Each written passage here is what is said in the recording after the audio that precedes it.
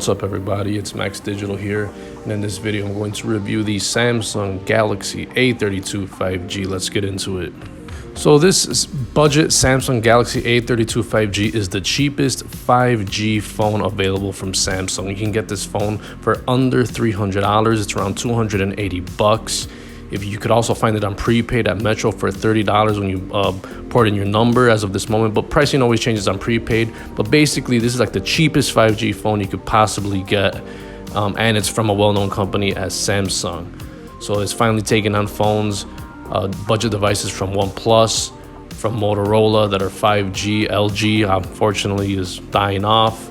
But yes, this is finally Samsung is releasing a super budget, super cheap 5G device so everybody could take advantage of. So this phone is going to have a size of 6.4 inches of height, 3 inches wide, 0.36 inches in thickness. The weight of it is 7.23 ounces, so it's a little bit creeping into the heavier side. It's almost creeping to half a pound. The build quality is definitely going to be a plastic feeling here. You're not getting any type of premium glass or premium metal or steel or anything like that. This is a straight up plasticky phone. But for most people that won't really matter. All you care about is getting a nice, good, budget, low-cost 5G device. Now for the display, you're definitely going to know that this is a budget device and not a flagship. The screen is a TFT display. It's a 6.5 inches in size with 81% screen to body ratio. And the reason that it's going to definitely make this a budget device is because it has a 720 by 1600 pixel resolution. That's 270 ppi density. This is not even a 1080p display. Flagships are more than 1080p. This one's sub 1080p, and even some $50 real cheap phones you can get are 1080p at the minimum. So this isn't even full HD. But nonetheless, if that's something that you don't really care about, you care more about the budget price and the 5G to access 5G speeds, that might not be an issue for you. But this is definitely this is where the phone really shows its cheap price, is the 720 resolution.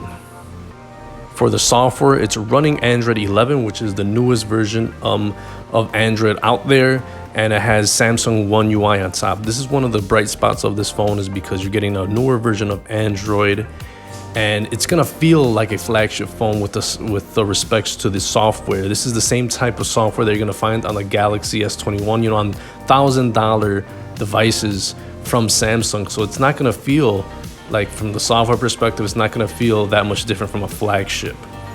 For the chipset, it's running a MediaTek processor, a 720 5G processor. By all means, this is not a flagship processor, but it will get you to do all the things that you needed to do. It's not going to be a beast. It's not going to be super fast, but you're going to be able to do music, listen to podcasts, do video, watch videos, take pictures, take video.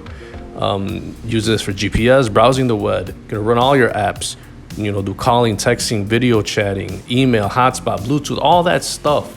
You'll definitely be able to do with this processor. But heavier things like really intense gaming or heavy video editing or something like that, you probably won't do it with this device. But for most people, with the stuff that I listed, it will get all the daily activities covered, no problem.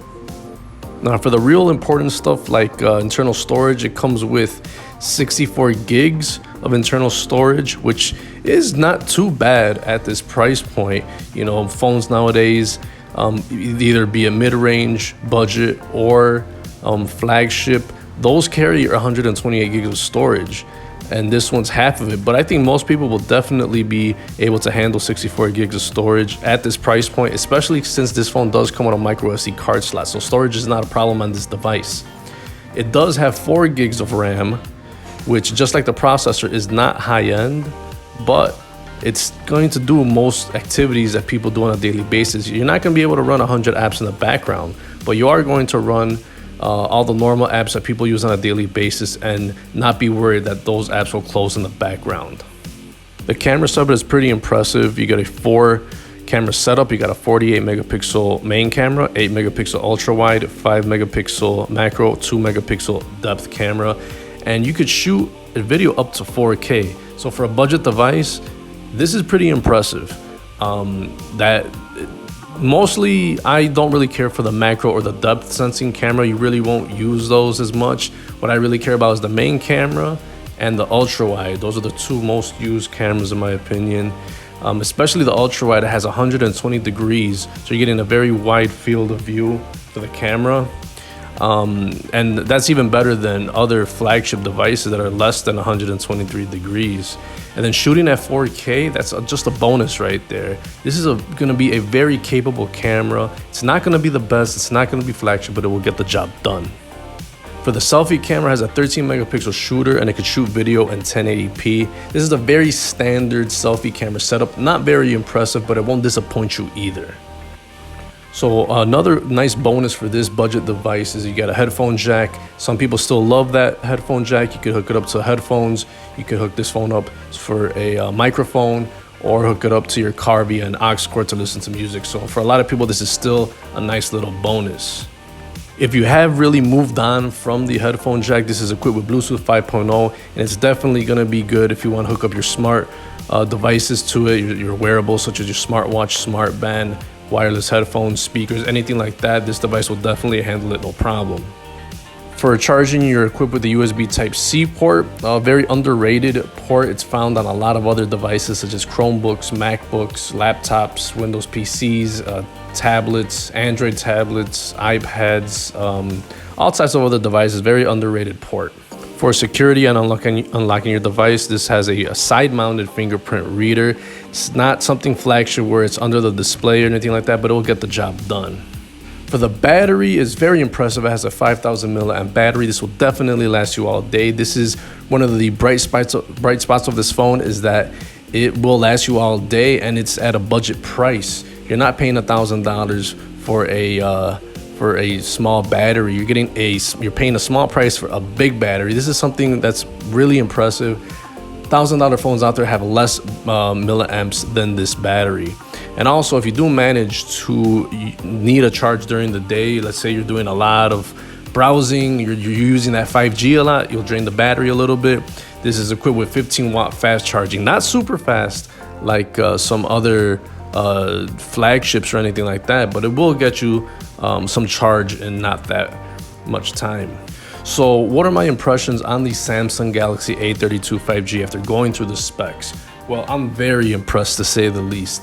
This is finally a phone, an affordable budget 5G phone from Samsung. Now, there has been other budget 5G devices out there, but they're made from either OnePlus or Motorola or LG. And finally, we have a super cheap 5G Galaxy phone. So a lot of people prefer Samsung. They make really quality devices, and some people actually like their software.